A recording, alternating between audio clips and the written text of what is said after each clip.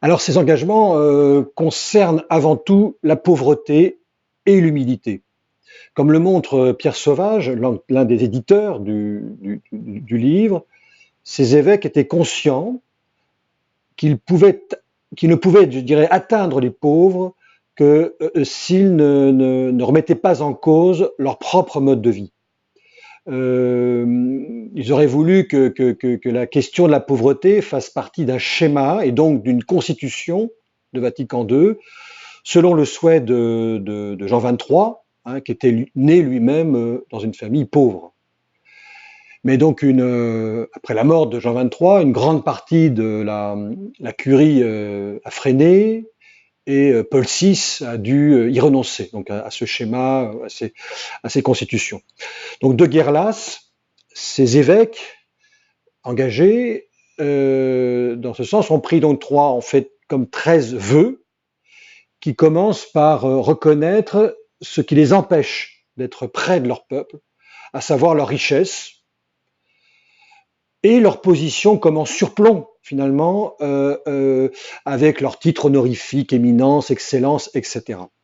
Alors de là, ils s'engagent à se déposséder de tout bien, maisons, meubles, comptes en banque, etc., et confier donc la gestion de leur diocèse à des tiers, et ainsi que d'être seulement appelés pères, et non pas donc tous ces titres, de cesser de fréquenter quasi uniquement des classes aisées, qui aident le diocèse, mais il y a toujours un problème effectivement de connivence, afin donc de donner le maximum de leur temps aux personnes modestes et sans ressources.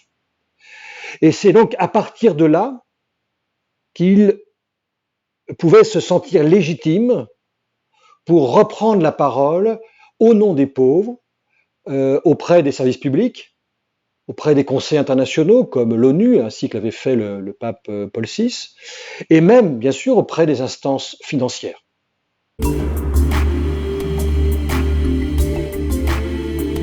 Je retiendrai 3 points parmi beaucoup d'autres. Ce livre nous permet de mieux comprendre d'où nous venons, d'où vient l'Église de France contemporaine. En effet, de nombreux évêques français ont conçu et signé ce pacte, et ce sont eux qui ont forgé l'Église post-conciliaire, et donc notre attention, je dirais constante, auprès des plus pauvres.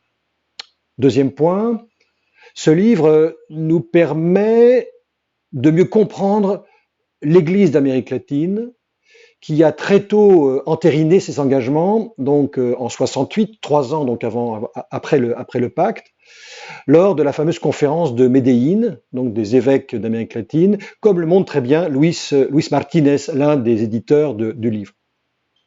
Ces engagements ont pris une dimension universelle, évidemment, puisque notre pape actuel est sud-américain, et donc on a l'impression que François Bergoglio a toujours eu à son chevet, je dirais, ces engagements du pacte. Toute son attitude en fait, je dirais, un direct héritier de ce pacte. Le troisième point, il est tout récent. Durant le synode, sur l'Amazonie, un certain nombre de personnes se sont réunies à Sainte-Domitille. Et ils se situaient clairement, en fait, dans la ligne du pacte des catacombes en faveur des plus pauvres.